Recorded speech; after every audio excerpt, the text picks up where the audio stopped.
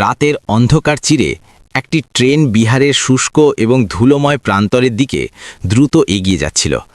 ট্রেনের শীতাতপ নিয়ন্ত্রিত কামরায় বসে রাহুল জানলার বাইরের ঘন অন্ধকার দেখছিল, কিন্তু তার চোখে ভবিষ্যতের এক উজ্জ্বল ছবি ভাসছিল। তার পায়ের কাছে দুটি ভারী স্যুটকেস রাখা ছিল, যা দুবাইয়ের জাঁকজমক এবং 5 বছরের কঠোর পরিশ্রমের সাক্ষী ছিল। এই স্যুটকেসগুলোতে শুধু জামা কাপড় ছিল না, বরং টাকার বান্ডিল, সোনার গয়না এবং দামি রেশমি শাড়ি ভরা ছিল, যা সে তার মায়ের জন্য এনেছিল। সে মনে করছিল কিভাবে 5 বছর আগে সে এই পথ দিয়েই এক ভীত যুবক হিসেবে বেরিয়েছিল। সেই সময় তার পকেট একেবারে খালি ছিল এবং চোখে ছিল দারিদ্র্য থেকে মুক্তি পাওয়ার স্বপ্ন। আজ সে একজন সফল এবং ধনী মানুষ হয়ে ফিরছে, যে নিজের ভাগ্য নিজে লিখেছে। সে নিজের উপর খুব গর্ব অনুভব করছিল, কারণ সে এমন সব অর্জন করেছিল যা তার গ্রামের কোনো মানুষ ভাবতেও পারত না। টাকাই ছিল শক্তি। যখন সে রামনগর গ্রাম ছেড়েছিল, তখন বৃদ্ধা মা কল্যাণী নিজের শেষ গয়নাগুলো পর্যন্ত বিক্রি করে দিয়েছিলেন। মায়ের কাঁপা হাত তাকে বিমানের টিকিট ধরিয়ে দিয়েছিল, এবং সেই চোখের জল রাহুলের হৃদয়ে গভীর ছাপ ফেলেছিল। সেই সময় সে নিজের এবং মায়ের কাছে প্রতিজ্ঞা করেছিল যে সে খুব তাড়াতাড়ি প্রচুর টাকা রোজগার করে ফিরে আসবে এবং মাকে পৃথিবীর সমস্ত সুখ এনে দেবে। সে মায়ের চোখের জলের মূল্য চোকাতে চেয়েছিল, এবং আজ সেই প্রতিজ্ঞা পূরণ হবে। দুবাইয়ের শুরুর দিনগুলো খুব কঠিন ছিল, যেখানে তাকে প্রখর রোদ এবং মরুভূমির ভয়ঙ্কর গরমে দিন রাত মাথার ঘাম পায়ে ফেলতে হয়েছিল। অচেনা মানুষদের সেই শহরে প্রতিদিন নতুন সংগ্রাম করতে হতো, কিন্তু রাহুল কখনো হার মানেনি। যখন শরীর ক্লান্তিতে ভেঙে পড়ত, তখন তার মায়ের বলিরেখাপূর্ণ মুখ মনে পড়ে যেত। সে জানত যে সাফল্যই মায়ের বার্ধক্যের একমাত্র ভরসা। সে নিজের সব ইচ্ছাকে মেরে ফেলে মেশিনের মতো কাজ করেছিল, কিন্তু যতই সময় কাটতে লাগলো এবং ব্যাংক অ্যাকাউন্টে টাকার পরিমাণ বাড়তে লাগলো, রাহুলের ভেতরেও এক বড় পরিবর্তন আসতে শুরু করলো। দুবাইয়ের চোখ ধাঁধানো জীবন এবং বিলাসিতা তার সহজ সরল মনকে পুরোপুরি বশ করে ফেলেছিল। তার মনে হতে শুরু করেছিল যে টাকাই পৃথিবীর সবচেয়ে বড় সত্যি, এবং এটি ছাড়া মানুষের কোনো অস্তিত্ব নেই। সাফল্যের নেশা তাকে এতটাই অন্ধ করে দিয়েছিল যে সে গ্রামের মাটির গন্ধ ভুলতে শুরু করেছিল। শুরুতে সে প্রতি মাসে মাকে লম্বা চিঠি লিখত এবং নিজের সব কথা শেয়ার করত, কিন্তু তারপর সেই চিঠিগুলো ধীরে ধীরে কম হতে লাগলো এবং মাসের পর মাস ব্যবধান আসতে শুরু করলো। যখন কাজের চাপ এবং টাকা রোজগারের খিদে বাড়তে লাগলো, তখন সে মাকে চিঠি লেখা প্রায় বন্ধই করে দিল। সে নিজেকে এই বলে সান্ত্বনা দিত যে সে এই সব মায়ের জন্যই করছে, এবং প্রচুর টাকা দেখলে মায়ের সব অভিযোগ দূর হয়ে যাবে। গত 2 বছর ধরে তো সে বাড়িতে কোনো খবরই দেয়নি এবং পুরোপুরি নিশ্চুপ হয়ে গিয়েছিল। তার মনে হতো ফোনে কথা বলে কোনো লাভ নেই, বরং হঠাৎ বাড়ি পৌঁছে সে সবাইকে অবাক করে দেবে। এই নীরবতার পেছনে তার অহংকার এবং ভুল ধারণা লুকিয়েছিল যে টাকা, সময় এবং দূরত্ব দুটোকেই কিনতে পারে। সে ভাবত যখন সে মায়ের সামনে টাকার বান্ডিল রাখবে, তখন তার দীর্ঘ প্রতীক্ষা উধাও হয়ে যাবে। ট্রেনের চাকার প্রতিটি শব্দ তার হৃদস্পন্দনের সাথে তাল মেলাচ্ছিল এবং উৎসাহ বেড়েই চলেছিল। সে গ্রামে একজন বিজয়ীর মতো প্রবেশ করতে চেয়েছিল, যাকে দেখে প্রতিটি মানুষ ঈর্ষা এবং সম্মানে ভরে ওঠে। তার সেই মানুষদের কথা মনে পড়ছিল যারা তার দারিদ্র্য নিয়ে মজা করেছিল। আজ সে তাদের সবার মুখে টাকার থাপ্পড় মারতে চলেছে। তার সাফল্যের গল্প এখন গ্রামের ইতিহাসে চিরকালের জন্য লেখা হতে চলেছে। ট্রেনের জানলার বাইরে বিহারের ক্ষেত এবং গাছের কালো ছায়া দ্রুত পেছনে পড়ে যাচ্ছিল। রাহুল তার দামি স্যুটের কাপড় স্পর্শ করল এবং তার ঠোঁটে একটি হালকা হাসি ফুটে উঠল। সে শীতাতপ নিয়ন্ত্রিত কামরায় বসে থাকা অন্যান্য যাত্রীদের দেখছিল, যারা ঘুমে আচ্ছন্ন ছিল। তার মনে হচ্ছিল সে অনেক উঁচুতে আছে, কারণ সে তার ভাগ্য বদলে ফেলেছে। সে ভুলেই গিয়েছিল যে গ্রামে টাকার চেয়ে সম্পর্কের মূল্য অনেক বেশি। সে চোখ বন্ধ করল এবং কল্পনা করতে লাগল যে যখন সে তার মায়ের সামনে সেই ভারী স্যুটকেসগুলো খুলবে, তখন তার মুখটা কেমন হবে। সে মায়ের জন্য রেশমের সবচেয়ে ভালো শাড়ি এনেছিল, যেগুলো পরে তাকে সবচেয়ে ধনী মহিলা মনে হবে। সে ভেবে রেখেছিল যে পৈতৃক বাড়ি পুরোপুরি ভেঙে সেখানে একটি বিশাল চমৎকার প্রাসাদ বানাবে। সে মাকে মহারানীর মতো রাখবে এবং গ্রামের প্রতিটি মানুষ তাকে দেখে দাঁতে আঙুল কাটবে। রাহুলের মাথায় এক মুহূর্তের জন্যও এই ভাবনা আসেনি যে এই 5 বছরে গ্রামে অনেক কিছু বদলে গিয়ে থাকতে পারে। নিজের সম্পদের উপর তার এতটাই অন্ধবিশ্বাস ছিল যে সে ভাবতেই পারেনি তার বৃদ্ধা মা কী অবস্থায় থাকবে। সে ভেবেছিল যে টাকা সব রোগের চিকিৎসা করতে পারে, সব দুঃখ মুছে দিতে পারে। সে এই বিষয়টা জানত না যে কিছু ক্ষতি এমন হয় যা পৃথিবীর কোনো সম্পদ দিয়ে পূরণ করা যায় না। রাত এখন আরও গভীর হয়েছিল এবং ট্রেন একটি ছোট রেলওয়ে স্টেশনে কিছুক্ষণের জন্য থামল। চাওয়ালার তীব্র আওয়াজ রাহুলের ঘোর ভাঙল, কিন্তু সে বাইরে যাওয়ার কোনো প্রয়োজন অনুভব করল না। সে নিজের ভাবনার জগতে এতটাই মগ্ন ছিল যে বাস্তব জগতের সাথে তার কোনো সম্পর্ক ছিল না। সে বারবার তার দামি ঘড়ির দিকে তাকাচ্ছিল এবং যাত্রা শেষ হওয়ার অপেক্ষায় ছিল। তার হৃদয় অধৈর্য হয়ে ধড়ফড় করছিল। তার কাকা রমেশের কথা মনে পড়ল, যিনি সবসময় খুব লোভী এবং চালাক প্রকৃতির মানুষ ছিলেন। রাহুলের মনে ছিল কিভাবে কাকা সবসময় তাদের দারিদ্র্যের সুযোগ নিয়েছিলেন এবং বিরক্ত করেছিলেন।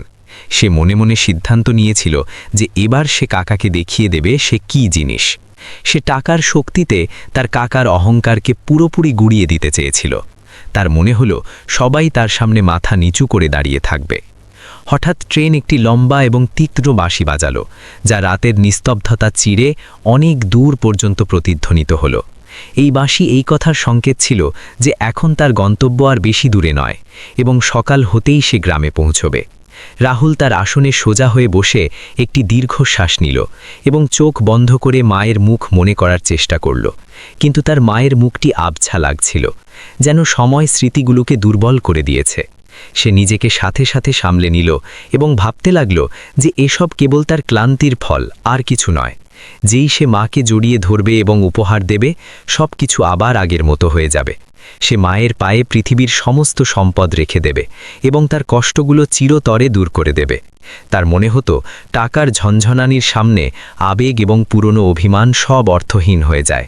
কৃত্রিম দুনিয়া তাকে অনেক বদলে দিয়েছিল। ট্রেন এখন সকালের কুয়াশায় প্রবেশ করছিল এবং পূর্ব দিকে আকাশের রং ধীরে ধীরে লাল হচ্ছিল। এই নতুন সকাল রাহুলের জীবনে এক নতুন অধ্যায়ের সূচনার প্রতীক ছিল, যেখানে সে একজন ধনী মানুষ হিসেবে নতুন পরিচয় গড়তে চলেছিল। জানলার বাইরে এখন বিহারের ছোট ছোট গ্রাম পরিষ্কার দেখা যাচ্ছিল। সেখানকার মাটির গন্ধ ভেতর পর্যন্ত পৌঁছাচ্ছিল না, কিন্তু রাহুলের মন এখন পুরোপুরি গ্রামের মেঠো পথে পৌঁছে গিয়েছিল। তার ছোটবেলার বন্ধু প্রিয়ার কথাও মনে পড়ল, যে সব সময় তার মায়ের খেয়াল রাখত যখন সে ছোট ছিল। রাহুল ভাবছিল যে প্রিয়াও তাকে দেখে অবাক হবে এবং সাফল্য দেখে প্রভাবিত না হয়ে থাকতে পারবে না। সে নিজের সাথে গ্রামবাসীদের জন্যও ছোট উপহার এনেছিল, যাতে সে তার মহানুভবতা দেখাতে পারে। সে চেয়েছিল যে পুরো গ্রাম তার নামে জয়ধ্বনি দিক এবং তার সাফল্যের উদাহরণ দেওয়া হোক। অহংকার তার মগজ দখল করে নিয়েছিল। সফরের এই শেষ পর্যায়ে তার কাছে অনেক দীর্ঘ মনে হচ্ছিল, কারণ সে যত তাড়াতাড়ি সম্ভব জয়ের উৎসব পালন করতে চেয়েছিল। সে সুটকেসের বাইরে স্পর্শ করে সান্ত্বনা পাচ্ছিল যে তার সমস্ত ধনসম্পদ একেবারে সুরক্ষিত আছে। তার বিন্দুমাত্রও ধারণা ছিল না যে টাকার ওপর সে এত অহংকার করছে, সেই টাকা হয়তো সেই জিনিসটা কিনতে সক্ষম হবে না যা সে পিছনে ফেলে এসেছে। রাহুল এক লোক দেখানো দুনিয়ায় বাস করছিল, যেখানে সত্যের কোনো মূল্য ছিল না। যখন ট্রেন অবশেষে স্টেশনের প্ল্যাটফর্মে ধীর হতে লাগল, তখন রাহুলের বুক জোরে ধড়ফড় করতে শুরু করল। সে দামি জুতো পরল এবং তার ভারী সুটকেসগুলো তুলে দরজার দিকে এগোতে লাগল। বাইরে স্টেশনে ভিড় এবং কোলাহল ছিল, যা তাকে ভারতে ফিরে আসার অনুভূতি দিচ্ছিল। সে স্টেশনে নেমে একটি বড় ট্যাক্সি ভাড়া করার পরিকল্পনা করছিল, যাতে সে পুরো জাঁকজমকের সাথে প্রবেশ করতে পারে। সে কোনো ত্রুটি রাখতে চায়নি।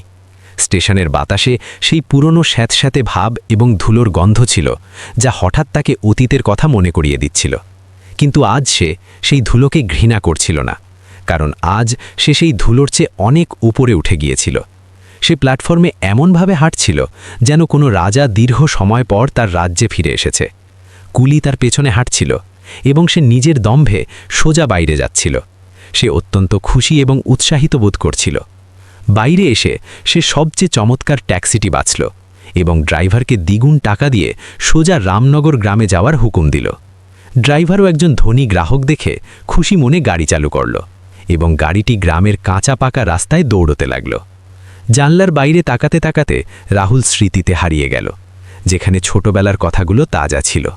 কিন্তু সে জানত না যে এই 5 বছরে সময় গ্রামে এমন অনেক কিছু বদলে দিয়েছে, যার জন্য তার হৃদয় প্রস্তুত ছিল না। সে এক ঝড়ের দিকে এগিয়ে যাচ্ছিল, এক ভয়ঙ্কর ঝড়ের দিকে। রাস্তার দুই পাশে সেই পুরনো বটগাছগুলো দাঁড়িয়েছিল, যা সবসময়ই এই গ্রামের পরিচয় ছিল। রাহুলের মনে পড়ল কিভাবে সে ছোটবেলায় এই গাছগুলোর ছায়ায় খেলত এবং তার মা তাকে খাবার খাওয়ানোর জন্য পুরো গ্রামে খুঁজে বেড়াত। আজ সেই রাস্তাগুলো তার কাছে খুব ছোট এবং সরু লাগছিল, কারণ সে দুবাইয়ের চওড়া এবং চকচকে রাস্তা দেখেছিল। তার দৃষ্টিভঙ্গি এখন পুরোপুরি বদলে গিয়েছিল এবং সে সবকিছুকে টাকা দিয়ে বিচার করত। ট্যাক্সি গ্রামের সীমানায় প্রবেশ করেছিল এবং সকালের তাজা হাওয়া রাহুলের মুখ ছুঁয়ে গেল। সে নিজের চশমা খুলল এবং নিজের চোখে সেই জায়গাটা দেখতে লাগল যাকে সে একসময় নিজের বাড়ি বলতো। কয়েকজন মানুষ ক্ষেতের দিকে যাচ্ছিল এবং তারা এই অচেনা এবং বড় গাড়িটি দেখে দাঁড়িয়ে পড়ল। রাহুল চেয়েছিল মানুষ তাকে চিনুক এবং তার কাছে এসে তাকে অভিবাদন জানাক। সে কিছু না জেনেই নিজের চমৎকার প্রত্যাবর্তনের পুরো আনন্দ নিতে চেয়েছিল। গাড়িটি রামনগর গ্রামের মূল চৌরাস্তায় এসে থামল এবং চাকা থেকে ওরা ধুলো ধীরে ধীরে শান্ত হতে লাগল। রাহুল তার দামি গাড়ির দরজা খুলল এবং বাইরে পা রাখল। সে গভীর শ্বাস নিল এবং তার দামি স্যুটটি ঠিক করল। তার আশা ছিল যে গ্রামবাসীরা তাকে দেখে ছুটে আসবে এবং তাকে স্বাগত জানানোর জন্য ভিড় জমে যাবে, কিন্তু চারপাশের দৃশ্য তার আশার থেকে একেবারেই আলাদা ছিল। কয়েকজন সেখানে অবশ্যই উপস্থিত ছিল, কিন্তু তাদের চোখে চমক বা খুশির জায়গায় এক অদ্ভুত নীরবতা এবং উদাসীনতা দেখা যাচ্ছিল। গ্রামের লোকেরা তাকে দেখেও না দেখার ভান করছিল এবং নিজেদের মধ্যে ফিসফিস করে কথা বলছিল। কেউই এগিয়ে এসে তাকে অভিবাদন জানায়নি এবং কেউ তার খোঁজ খবরও নেয়নি। যেসব মুখে সে সম্মান এবং ঈর্ষা দেখতে চেয়েছিল, সেখানে কেবল এক অদ্ভুত করুণা এবং দূরত্বের ছাপ ছিল। একজন বয়স্কা মহিলা তাকে দেখলেন এবং মুখ ঘুরিয়ে বিড়বিড় করতে করতে সেখান থেকে চলে গেলেন। রাহুলের কাছে এসব খুব অদ্ভুত এবং অপমানজনক লাগছিল। সে বুঝতে পারছিল না যে আসলে ব্যাপারখানা কি। সে গ্রামবাসীদের এই অদ্ভুত প্রতিক্রিয়াকে তাদের ঈর্ষা এবং হীনমন্যতা বলে ধরে নিল। সে ভাবল তার সম্পদ দেখেই মানুষগুলো অবাক এবং বিভ্রান্ত হয়ে পড়েছে। নিজের স্যুটকেস তুলে নিয়ে সে সোজা তার পৈতৃক বাড়ির দিকে এগোতে লাগল। রাস্তায় পড়া প্রতিটি চেনা গলি তাকে তার ছোটবেলার কথা মনে করিয়ে দিচ্ছিল। সে ভাবছিল যখন সে তার মায়ের সামনে দাঁড়াবে তখন তার চোখে খুশির জল থাকবে। সে অধৈর্য হয়ে সেই মুহূর্তের অপেক্ষা করছিল যখন সে তার মাকে জড়িয়ে ধরবে। যখন সে তার পুরনো পৈতৃক বাড়ির সামনে পৌঁছালো তখন তার পা হঠাৎ থেমে গেল। বাড়ির বাইরের অংশ পুরোপুরি বদলে গিয়েছিল এবং সেখানে নতুন রং করা হয়েছিল। সেই পুরনো কাঠের দরজা, যার চৌকাঠে তার মা সব সময় তার জন্য অপেক্ষা করত, তা আর সেখানে ছিল না। তার বদলে একটি বড় এবং মজবুত লোহার গেট লাগানো ছিল। বাড়ির বাইরে একটি নতুন মোটরসাইকেল দাঁড় করানো ছিল এবং উঠোন থেকে কোনো অচেনা মানুষের হাসির আওয়াজ আসছিল। রাহুলের বুক জোরে ধরফর করতে লাগল এবং তার কিছু একটা অদ্ভুত অনুভব হলো। সে মনোযোগ দিয়ে দেখল এবং তার বিশ্বাসই হলো না যে এটাই সেই বাড়ি যেখানে সে জন্মেছিল। তার মনে হলো সে হয়তো রাস্তা ভুলে গেছে এবং কোনো ভুল বাড়ির সামনে চলে এসেছে, কিন্তু চারপাশের গাছ এবং কুঁয়ো সাক্ষ্য দিচ্ছিল যে জায়গাটি ওটাই। সে ভারী মনে এগিয়ে গিয়ে লোহার গেটটি খটখট করল। ভেতর থেকে কোনো আওয়াজ না আসায় সে আবার জোরে গেট ধাক্কা দিল। তার হাতের তালু ঘেমে যাচ্ছিল এবং মাথায় নানা ধরনের ভয়ঙ্কর প্রশ্ন জাগতে শুরু করেছিল। কিছুক্ষণ পর গেট খুলল এবং সামনে যে মুখটি দেখা গেল তাকে দেখে রাহুল পুরোপুরি স্তব্ধ হয়ে গেল। তিনি আর কেউ নন, বরং তার কাকা রমেশ ছিলেন। রমেশ কাকার মুখে বয়সের ছাপ পড়েছিল, কিন্তু তার চোখে সেই পুরনো চালাকি এবং কঠোরতা এখনও বর্তমান ছিল। তিনি একটি নতুন এবং দামি কুর্তা পরেছিলেন, যা তার মোটা শরীরে আঁটোসাঁটো হয়েছিল। রাহুলকে দেখে তার মুখে কোনো বিস্ময় বা খুশি দেখা গেল না, বরং একটি অদ্ভুত শীতল এবং ব্যঙ্গাত্মক হাসি তার ঠোঁটে ভাসতে লাগল। রাহুলের মুখ দিয়ে কোনো কথা বেরোচ্ছিল না এবং সে শুধু তাকে একদৃষ্টে তাকিয়ে রইল। কোনো মতে সে নিজেকে সামলে নিল এবং ভারী গলায় জিজ্ঞেস করল যে তার মা কোথায়। সে জিজ্ঞেস করল যে এসব কি আর বাড়ির মানচিত্র কিভাবে বদলে গেল। রমেশ কাকা অত্যন্ত খামখেয়ালিভাবে উত্তর দিলেন যে এই বাড়ি এখন তার। তিনি জানালেন যে 5 বছর আগে যে ঋণ নেওয়া হয়েছিল তা শোধ করার জন্য এই পৈতৃক বাড়ি তাদের বিক্রি করে দিতে হয়েছে। রাহুলের পায়ের তলা থেকে মাটি সরে গেল এবং সে হতবাক হয়ে রইল। রমেশ কাকা তার কথা চালিয়ে যেতে গিয়ে বললেন যে তার মা তাকে বিদেশে পাঠানোর জন্য বিশাল ঋণ নিয়েছিল। যখন অনেক বছর ধরে কোনো টাকা আসেনি এবং ঋণের সুদ বাড়তে থাকল, তখন মহাজন বাড়ি নিলাম করার হুমকি দিয়েছিল। তখন তিনি পরিবারের সম্মান বাঁচানোর জন্য এই বাড়ি নিজের নামে করে নেন এবং সমস্ত ঋণ শোধ করে দেন। রাহুলের বিশ্বাস হচ্ছিল না যে তার নিজের কাকা তার অনুপস্থিতিতে এমন প্রতারণা করেছে। তার রক্ত ফুটতে লাগল, কিন্তু সে নিজেকে অসহায় বোধ করছিল। রাহুল রাগে তার স্যুটকেসগুলো নিচে ছুঁড়ে ফেলল এবং জোরে চিৎকার করে বলল যে এসব মিথ্যে কথা। সে বলল যে সে প্রচুর টাকা নিয়ে এসেছে এবং সেই বাড়ি আবার কিনে নেবে। সে নিজের স্যুটকেস খুলল এবং টাকার বান্ডিল বের করে রমেশ কাকার মুখে ছুঁড়ে মারতে চাইল, কিন্তু রমেশ কাকার না ভয় পেয়ে সেখানেই দাঁড়িয়ে রইলেন এবং হাসতে লাগলেন। তিনি বললেন যে এখন অনেক দেরি হয়ে গেছে এবং এখন টাকার আর কোনো মূল্য নেই। তিনি বললেন যে কাগজপত্র আইনত তার নামে আছে এবং এখন কেউ কিছু করতে পারবে না। রাহুলের সমস্ত অহংকার এবং টাকার দম্ভ হঠাৎ যেন মাটিতে মিশে গেল। তার সুটকেসে ভরা গয়না এবং শাড়িগুলো এখন আবর্জনার মতো মনে হচ্ছিল। সে নিজের মেজাজ হারিয়ে রমেশ কাকার কলার চেপে ধরল এবং চিৎকার করে জিজ্ঞেস করল যে তার মা কোথায়। সে বলল যে বাড়ির সাথে তার কোনো লেনদেন নেই, তাকে শুধু তার মায়ের সাথে দেখা করতে হবে। রমেশ কাকা এক ঝটকায় নিজের কলার ছাড়ালেন এবং তাকে ধাক্কা দিয়ে পেছনে ঠেলে দিলেন। তার চোখে এখন ঘৃণা এবং তিরস্কার পরিষ্কার দেখা যাচ্ছিল। রমেশ কাকা তার জামাকাপড় ঠিক করতে করতে অত্যন্ত ঠান্ডা এবং নির্দয় সুরে বলছেন যে কল্যাণী এখন আর এখানে থাকে না। তিনি জানালেন যে যখন বাড়ি তার নামে হয়ে গেল তখন সেই অসুস্থ মহিলাটি এই নতুন বাড়িতে থাকার যোগ্য ছিল না। তার অবিরত কাশি হতো এবং তার চিকিৎসার খরচ বহন করা তার পক্ষে সম্ভব ছিল না। তাই তারা তাকে গ্রামের বাইরে সেই পুরনো কুঁড়ে ঘরে পাঠিয়ে দিয়েছে যেখানে আগে পশু বাঁধা হতো। এই কথা শুনে রাহুলের হৃদয় যেন কেউ মুঠ হয়ে চেপে ধরল এবং শ্বাস আটকে আসতে লাগল। রাহুলের কানে রমেশ কাকার কথাগুলো বারবার বাজছিল এবং তার মনে হলো সে পড়ে যাবে।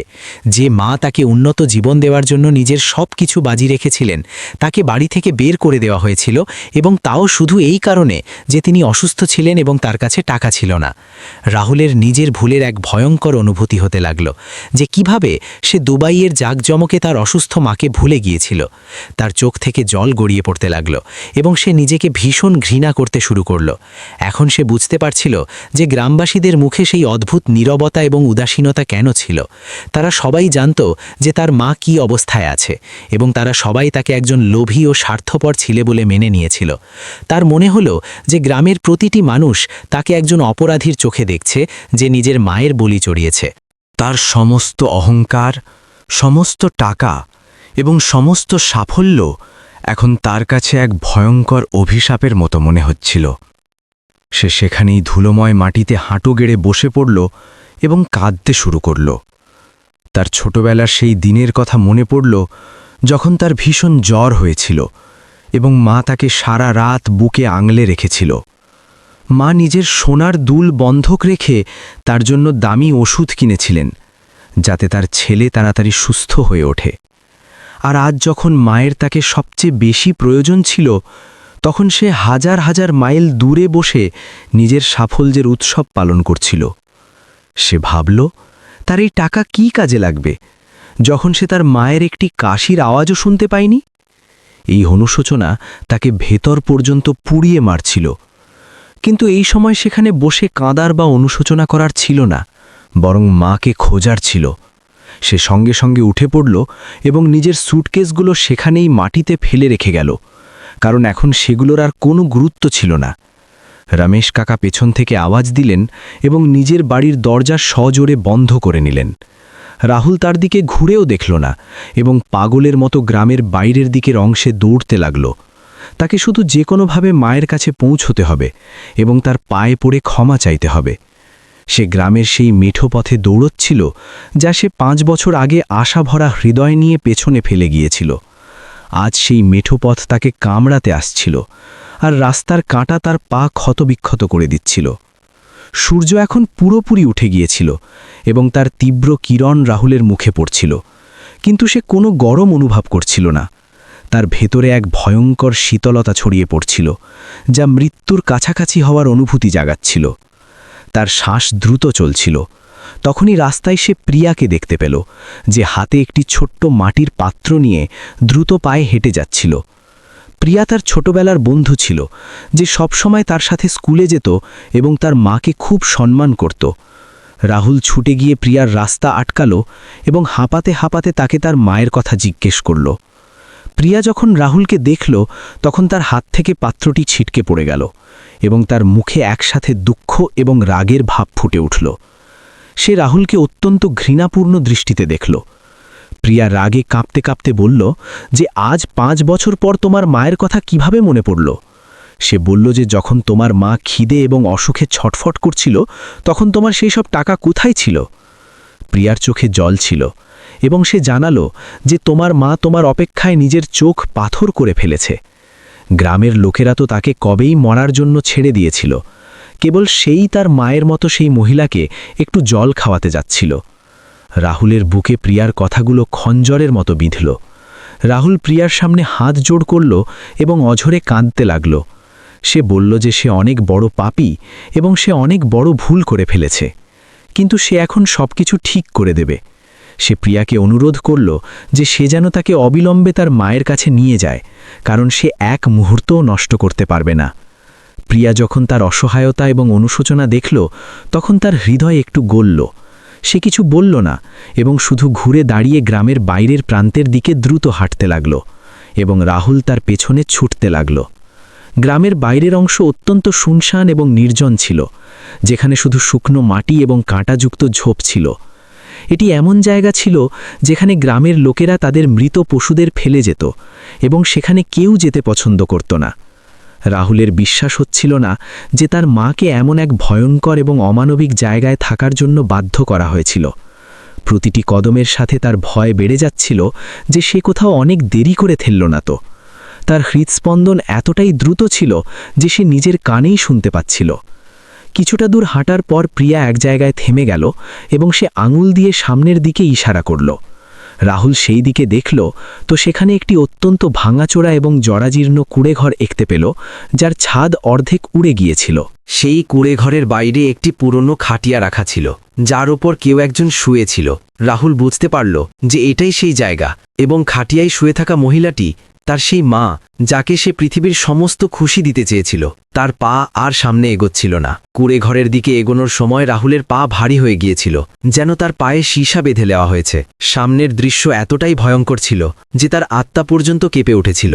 শুকনো ঘাস এবং বাঁশের তৈরি সেই ভাঙা কুঁড়েঘর যে কোনো দমকা হাওয়ায় পড়ে যেতে পারত। বাইরে রোদে একটি পুরনো এবং ভাঙা খাটিয়া রাখা ছিল, যার পায়া ইটের সাহায্যে টিকেছিল। সেই খাটিয়ার ওপর এক অত্যন্ত দুর্বল এবং কঙ্কালসার হয়ে যাওয়া মহিলা শুয়েছিল। এই দৃশ্য তার কল্পনার চেয়েও অনেক বেশি ভয়ঙ্কর এবং দুঃখজনক ছিল। সে ধীরে ধীরে সেই খাটিয়ার কাছে পৌঁছালো এবং তার শ্বাস গলায় আটকে আসতে লাগল। যে মহিলাটি খাটিয়ায় পড়েছিল সে একটি ছেঁড়া এবং ময়লা শাড়ি পরেছিল, যা জায়গায় জায়গায় ছেড়ে গিয়েছিল। এই কি সেই মা যার মুখে একসময় তেজ এবং মমতার জ্যোতি থাকত? এখন সেখানে শুধু বলিরেখা, গভীর গর্ত এবং অনন্ত যন্ত্রণার ছাপ বাকি ছিল। তাকে রোদে শুকিয়ে যাওয়া কাঠের মতো প্রাণহীন লাগছিল, যার রক্ত সময় এবং আপনজনের প্রতারণা শুষে নিয়েছিল। রাহুল পাথরের মূর্তি হয়ে গিয়েছিল। তখনই সেই শান্ত পরিবেশে একটি ভয়ঙ্কর কাশির আওয়াজ প্রতিধ্বনিত হল, যা রাহুলের হৃদয় টুকরো টুকরো করে দিল। কল্যাণীর দুর্বল শরীর কাস্তে কাস্তে দুর্বলে মুচড়ে যাচ্ছিল এবং তিনি শ্বাস নেওয়ার জন্য ছটফট করছিলেন। রাহুল তার চমৎকার এবং দামি স্যুটের পরোয়া না করে সেখানেই ধুলোময় মাটিতে হাঁটু গেড়ে পড়ে গেল। তার হাঁটু মাটিতে দেবী গিয়েছিল এবং তার ছায়া মায়ের ওপর পড়ছিল। সে কাঁপা হাতে তার মায়ের দিকে হাত বাড়ালো, কিন্তু তাকে স্পর্শ করার সাহস জোগাতে পারছিল না। কাশির দমক থামার পর কল্যাণী অত্যন্ত কষ্টে তার ফোলা এবং ঝাপসা চোখ খুললেন। সূর্যের প্রখর আলোতে তিনি সামনে হাঁটু গেড়ে বসে থাকা এক অচেনা এবং ধনী মানুষকে দেখতে পেলেন। তার চোখের দৃষ্টি ছানি এবং ক্রমাগত কান্নার কারণে খুব দুর্বল হয়ে পড়েছিল, তাই তিনি সাথে সাথে রাহুলকে চিনতে পারলেন না। তার মনে হলো হয়তো জমিদার বা কোনো সরকারি বাবু তার কাছ থেকে এই অবশিষ্ট জায়গাটুকুও কেড়ে নিতে এসেছে। তিনি ভয়ে নিজের ছেঁড়া আঁচল টেনে নিজেকে গুটিয়ে নেওয়ার চেষ্টা করলেন, যা অত্যন্ত বেদনাদায়ক ছিল। রাহুলের এই দূরত্ব এবং মায়ের ভয় সহ্য হল না এবং তার গলা থেকে এক গভীর কান্না বেরিয়ে এলো। সে কাঁদতে কাঁদতে অত্যন্ত ধীর এবং কাঁপা গলায় মা বলে ডাকল এবং সেই শব্দটি বাতাসে ভেসে গেল। মা শব্দটি শোনা মাত্রই কল্যাণীর শরীরে যেন বিদ্যুৎ খেলে গেল এবং তার শ্বাস হঠাৎ থেমে গেল। এটি সেই আওয়াজ ছিল যা শোনার জন্য তার কান গত 5 বছর ধরে তৃষ্ণার্ত ছিল এবং যার জন্য তিনি মৃত্যুকে আটকে রেখেছিলেন। তিনি তার দুর্বল ঘাড় ঘোরালেন এবং রাহুলের মুখটি মনোযোগ দিয়ে দেখতে লাগলেন। ধীরে ধীরে রাহুলের মুখটি কল্যাণীর ঝাপসা চোখে যখন স্পষ্ট হতে লাগল, তখন তার শুকনো ঠোঁটে এক অদ্ভুত কাঁপুনি শুরু হলো। তিনি তার হাড় গিলগে দুর্বল এবং কাঁপা হাত ধীরে ধীরে তুললেন এবং রাহুলের মুখের দিকে বাড়ালেন। যখন তার খসখসে এবং ঠান্ডা আঙুলগুলো রাহুলের গাল স্পর্শ করল, তখন রাহুলের কান্নার বাঁধ পুরোপুরি ভেঙে গেল। সে মায়ের সেই দুর্বল হাতটি ধরে বাচ্চাদের মতো অঝরে জোরে জোরে কাঁদতে লাগল। মায়ের সেই স্পর্শ তাকে তার সমস্ত পাপ এবং স্বার্থপরতার কথা মনে করিয়ে দিচ্ছিল, কিন্তু কল্যাণীর চোখে তার ছেলের জন্য কোনো রাগ বা অভিযোগ ছিল না, বরং এক অসীম শান্তি এবং খুশি ছিল। তার ফাটা ঠোঁটে এক অত্যন্ত পবিত্র এবং মমতাময়ী হাসি ছড়িয়ে পড়ল, যা রাহুলকে আরও বেশি কাঁদিয়ে দিল। তিনি রাহুলের মাথায় হাত বুলিয়ে দিলেন এবং আকাশের দিকে তাকিয়ে ভগবানকে ধন্যবাদ জানালেন যে তার ছেলে নিরাপদে ফিরে এসেছে। তিনি অবিরত বিড়বিড় করছিলেন যে তার প্রাণ এই দিনের অপেক্ষায় আটকে ছিল এবং এখন তিনি শান্তিতে মরতে পারবেন। এই নিঃস্বার্থ প্রেম অত্যন্ত কাঁদিয়ে দেওয়ার মতো ছিল। রাহুল মায়ের 2 পা জড়িয়ে ধরল এবং তার ফাটা শাড়ির ওপর মাথা রেখে ক্ষমা চাইতে লাগল। সে কাঁদতে কাঁদতে বলছিল যে সে খুব খারাপ এবং নীচ ছেলে, যে টাকার লোভে অন্ধ হয়ে গিয়েছিল। সে দুবাইয়ের জাঁকজমক এবং নিজের সাফল্যকে অভিশাপ দিল, যা তাকে তার জন্মদাত্রী মায়ের কাছ থেকে দূরে সরিয়ে দিয়েছিল। সে বলছিল কিভাবে সে টাকা রোজগারের চক্করে মানবতা এবং আবেগ হারিয়ে ফেলেছিল। সে তার কাটানো প্রতিটি দিনকে অভিশাপ দিচ্ছিল, যা সে মায়ের বিনা কাটিয়েছিল। কল্যাণী অত্যন্ত স্নেহে রাহুলের মুখে হাত রাখলেন এবং তাকে আর কথা বলতে বারণ করলেন। তিনি ধীর এবং হাঁপানো গলায় বললেন যে একজন মা কখনো তার সন্তানের উপর রাগ করতে পারে না এবং তার টাকারও দরকার হয় না। তিনি বললেন যে বাবা, যদি তুই খালি হাতেও ফিরে আসতি, তবুও আমার কাছে তুই আমার সবচেয়ে বড় সম্পদ। মায়ের এই মহত্ব এবং নিঃস্বার্থ প্রেম রাহুলের ভেতরে খঞ্জরের মতো বিঁধছিল, কারণ সে তো টাকা দিয়ে মায়ের খুশি কেনার স্বপ্ন দেখছিল। কিছুটা দূরে দাঁড়িয়ে প্রিয়া এই সম্পূর্ণ হৃদয় বিদারক দৃশ্যটি দেখছিল এবং তার চোখ দিয়ে অবিরত জল ঝরছিল। রাহুলের ওপর তার খুব রাগ হচ্ছিল, কিন্তু নিজের ছেলের প্রতি কল্যাণীর এতটা গভীর ভালোবাসা দেখে তার হৃদয়ও গলে গিয়েছিল।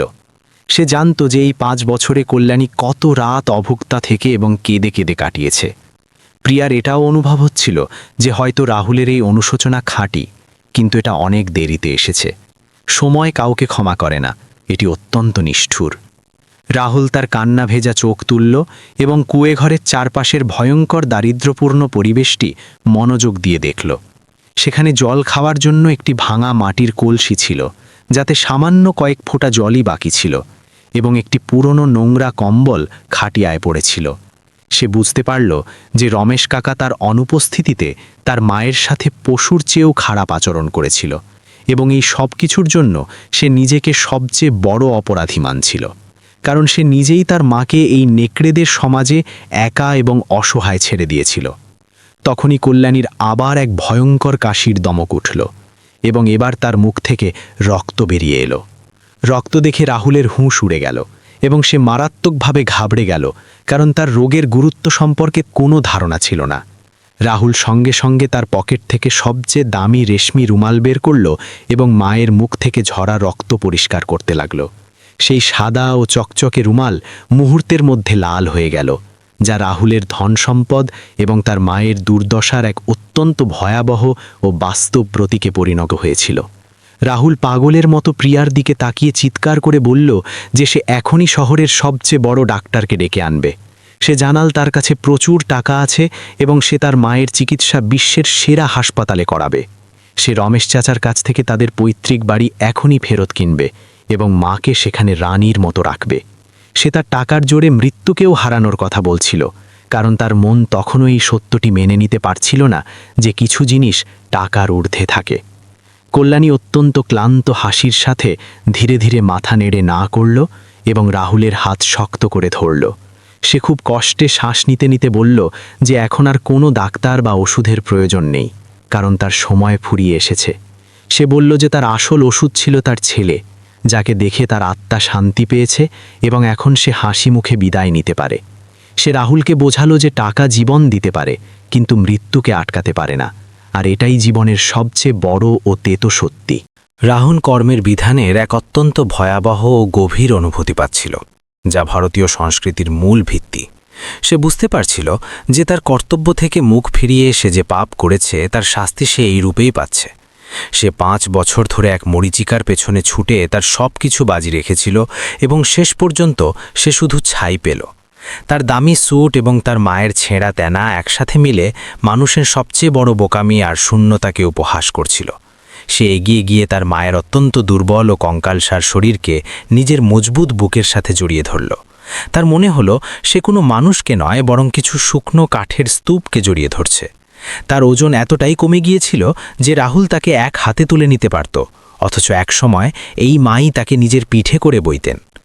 সম্পর্কের এই উল্টো চক্র রাহুলকে পুরোপুরি ভেঙে দিল এবং সে তার মায়ের কাঁধে মাথা রেখে ফুপিয়ে ফুপিয়ে কাঁদতে লাগল।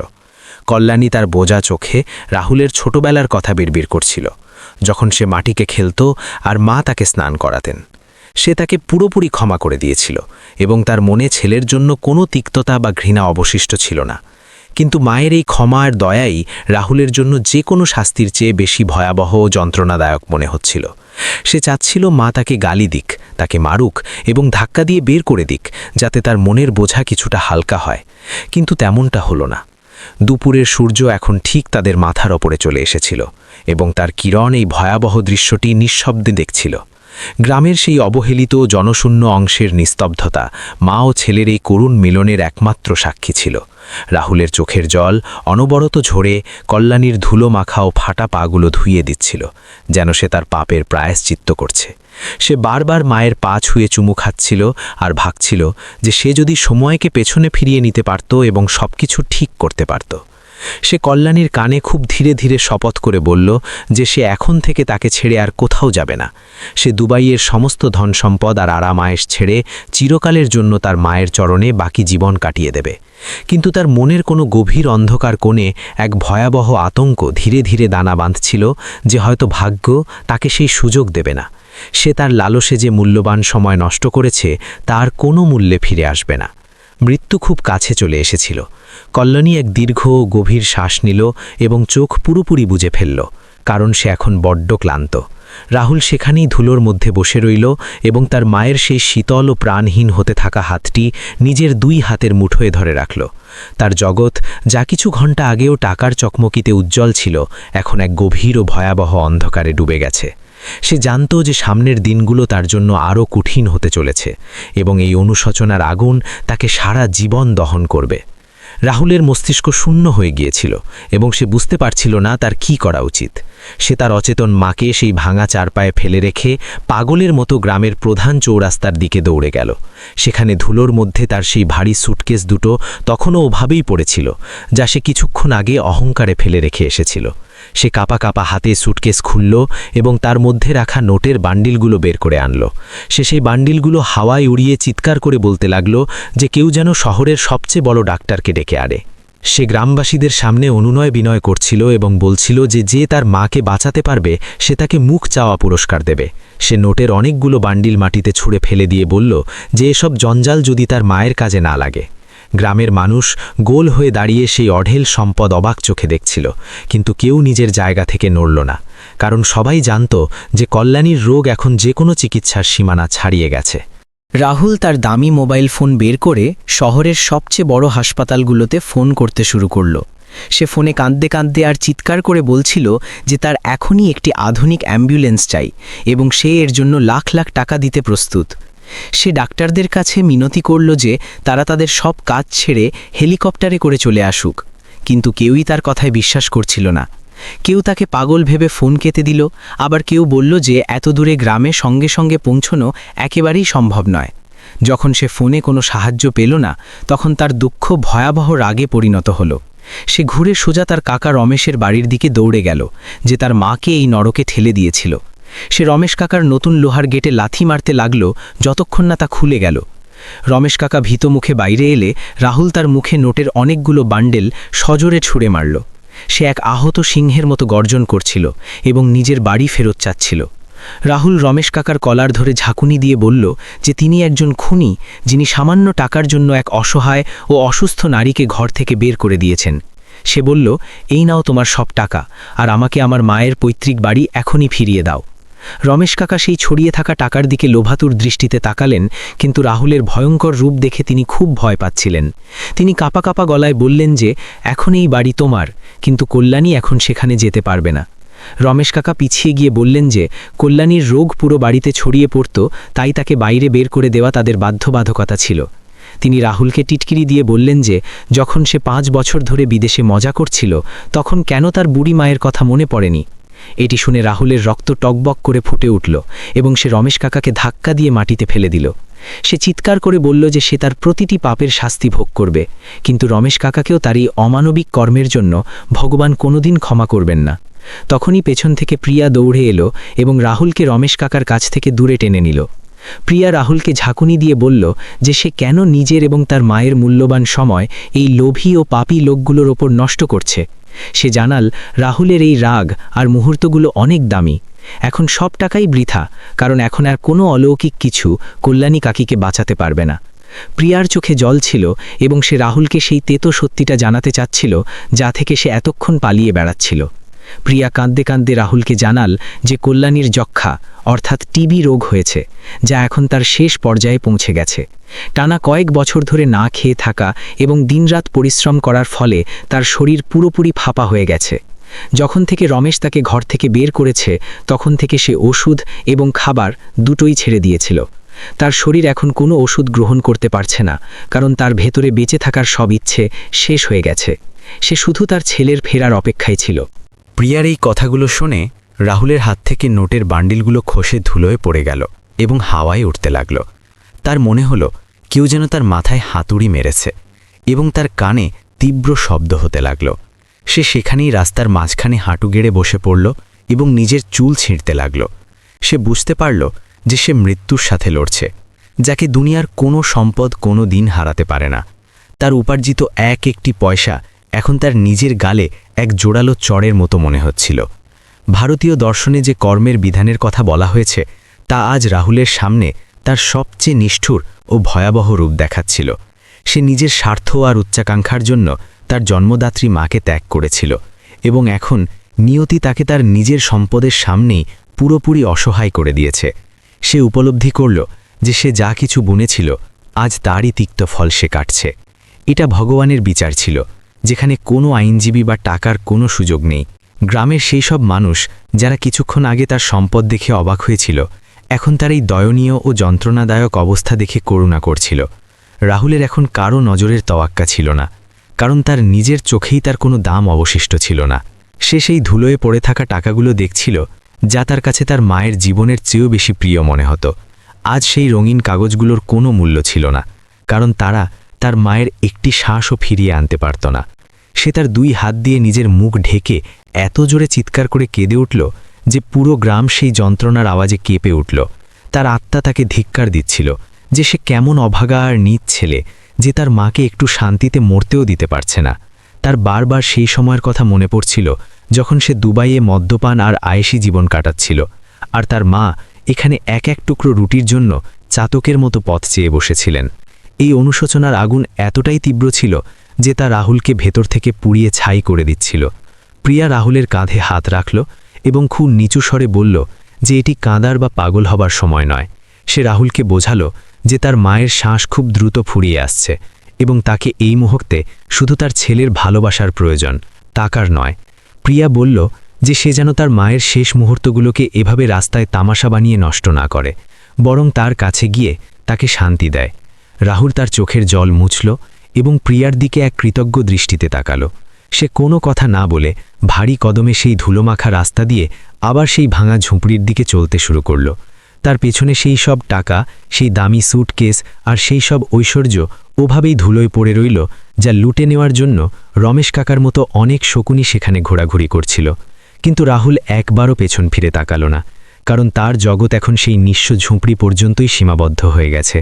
সে বুঝতে পেরেছিল যে বস্তুগত সাফল্য কেবল একটি বিভ্রম এবং শেষ পর্যন্ত কেবল নিঃস্বার্থ ভালোবাসা আর পারিবারিক সম্পর্কই সত্য হয়। সারা পথ সে ভাবছিল যে মানুষ কিভাবে নিজের পুরো জীবন সেই সব জিনিস জোগাড় করতে ব্যয় করে দেয় যা সে নিজের সাথে নিয়ে যেতে পারে না। সে সেই মায়াজালে ফেঁসে গিয়েছিল যা তাকে তার নিজের রক্তের সম্পর্ক থেকে দূরে করে দিয়েছিল।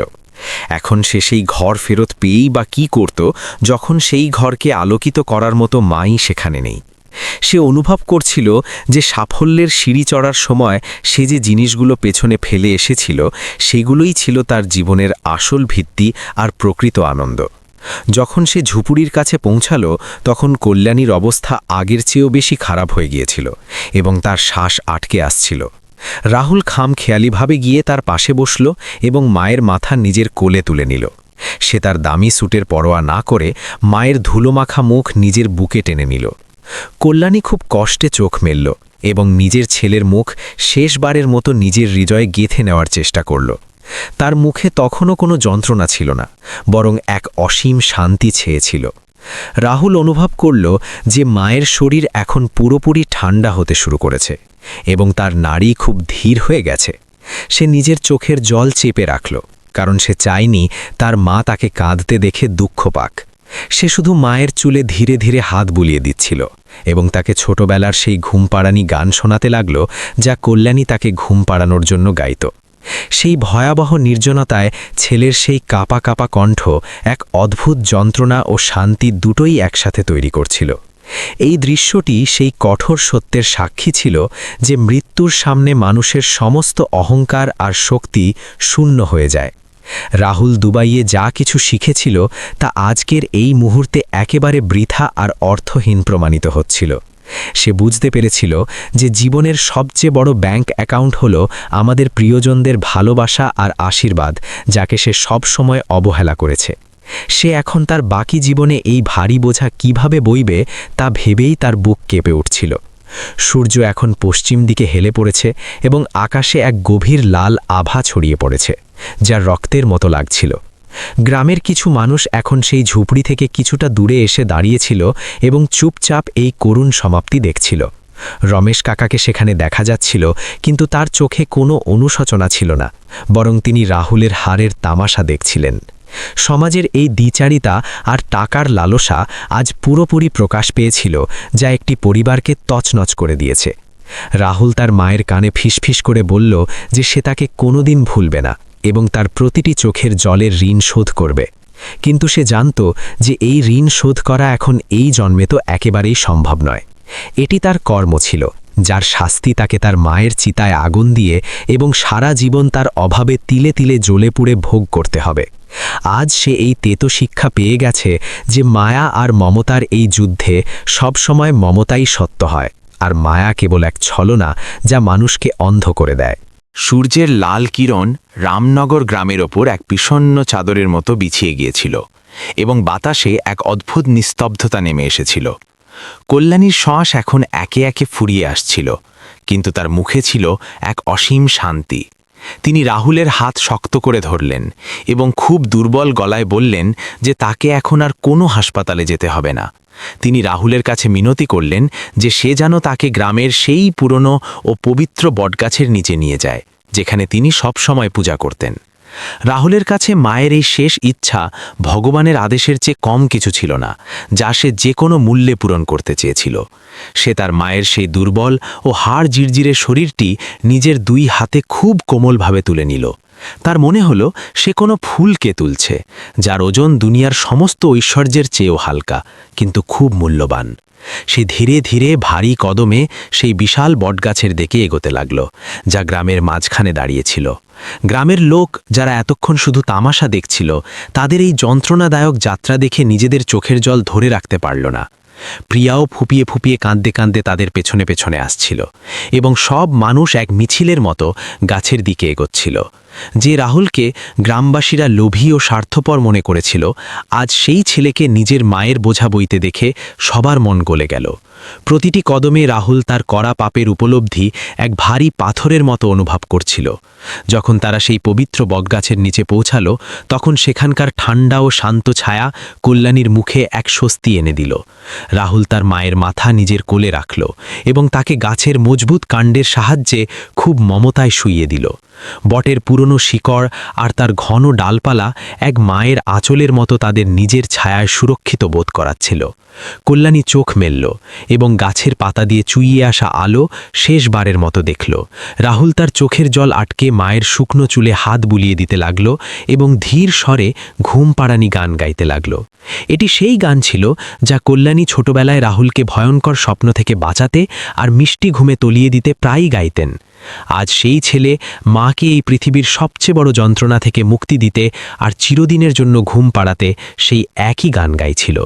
এই দৃশ্যটি এতটাই মর্মস্পর্শী ছিল যে সেখানে দাঁড়ানো প্রতিটি মানুষ নিজের মুখে হাত চাপা দিয়ে ডুকরে কাঁদছিল। কল্যাণী খুব কষ্টে হাত তুলল এবং রাহুলের চোখের জল মুছিয়ে দিয়ে বলল যে তার এখন আর কাঁদা উচিত নয়। তিনি ফিসফিস করে বললেন যে মৃত্যু জীবনের শেষ নয়, বরং আত্মার এক নতুন যাত্রার শুরু, যেখানে কোনো কষ্ট থাকে না। তিনি রাহুলকে আশীর্বাদ করলেন এবং বললেন যে সে ফিরে এসে মায়ের সম্মান রেখেছে, তাই এখন তার মনে কোনো অপরাধ বোধ থাকা উচিত নয়। এটি মায়ের সেই নিঃস্বার্থ ভালোবাসা ছিল, যা মৃত্যুর দুয়ারে দাঁড়িয়েও শুধু নিজের ছেলের মঙ্গল ভাবছিল। রাহুলের গলার স্বর তার চোখের জলে ডুবে যাচ্ছিল এবং তার বুক ফেটে আসছিল, কিন্তু সে গেয়ে চলল। হঠাৎ কল্যাণীর মুখে এক অত্যন্ত সুন্দর ও পবিত্র হাসি ছড়িয়ে পড়ল এবং তার চোখ বটগাছের পাতার ওপর স্থির হয়ে গেল। তিনি এক দীর্ঘ ও গভীর শ্বাস নিলেন এবং তারপর তার শরীর চিরকালের জন্য শান্ত রূপ ধারণ করল। রাহুলের হাতে এখন শুধু এক নির্জীব শরীর ছিল এবং সে বুঝতে পারল যে তার মা এই যন্ত্রণাময় জগৎ চিরতরে ত্যাগ করেছেন। বটগাছের নিচে বসে থাকা সেই ছেলের এক বুক চেরা চিৎকার পুরো রামনগর গ্রামের নিস্তব্ধতাকে চুরমার করে দিল। সে তার মায়ের মৃত শরীর আঁকড়ে ধরে পাগলের মতো কাঁদছিল এবং ভগবানের কাছে তাকে ফিরিয়ে দেওয়ার ভিক্ষা চাচ্ছিল। সে দুবাইয়ের সমস্ত দৌলত, তার সব টাকা আর নিজের পুরো জীবনকে অভিশাপ দিতে শুরু করল, যা তাকে তার মায়ের থেকে দূরে রেখেছিল। তার অনুশোচনা এখন সেই আগুনে পরিণত হয়েছিল যা তার আকোয়াকে সারা জীবন দহন করতে থাকবে। গ্রামের মুরব্বীরা এগিয়ে এসে রাহুলকে সামলালেন এবং কল্যাণীর শেষ কৃত্যের প্রস্তুতি খুব সম্মানের সাথে শুরু করা হলো। প্রিয়া এবং গ্রামের অন্য মহিলারা মিলে কল্যাণীর শরীর স্নান করিয়ে তাকে একটি নতুন সাদা সুতির শাড়িতে খুব আদরে জড়িয়ে দিলেন। রমেশ কাকা দূর থেকে এসব দেখছিলেন, কিন্তু কেউই তাকে কল্যাণীর শরীরের কাছে যাওয়ার অনুমতি দিল না, কারণ তার পাপ ছিল অনেক বড়। চারদিকে শুধু চন্দন আর আগরবাতির পবিত্র সুগন্ধ আর চোখের জলের আর্দ্রতা ছড়িয়েছিল। সন্ধ্যা নামার সাথে সাথে কল্যাণীর চিতা গ্রামের পাশে বয়ে চলা ছোট নদীর তীরে সাজিয়ে তৈরি করা হলো। রাহুল হিন্দু ধর্মের সব আচার মেনে তার মায়ের মৃতদেহ প্রদক্ষিণ করল এবং কাঁপা কাঁপা হাতে চিতায় আগুন দিল। আগুনের শিখা যেমনই আকাশের দিকে উঠল, রাহুলের মনে হলো সেই শিখার সাথে সাথে তার সমস্ত অহংকার আর স্বার্থও পুড়ে ছাই হয়ে যাচ্ছে।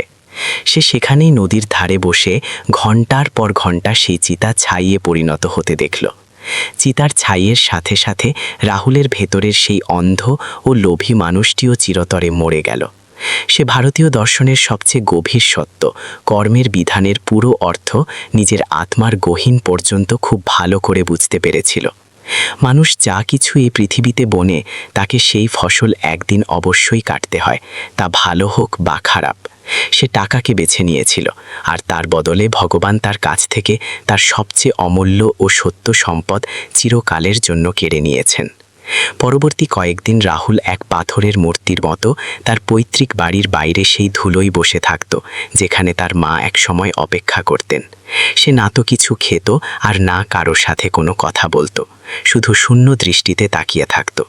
প্রিয়া প্রতিদিন তার জন্য খাবার নিয়ে আসত এবং চুপচাপ তার পাশে রেখে কোনো কথা না বলে নিজের বাড়ি ফিরে যেত।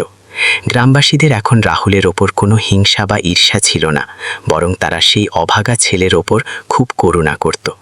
এক সকালে সূর্যের প্রথম কিরণের সাথে সাথে রাহুল হঠাৎ নিজের জায়গা থেকে উঠল এবং নিজের চোখের সব জল পুরোপুরি মুছে ফেলল।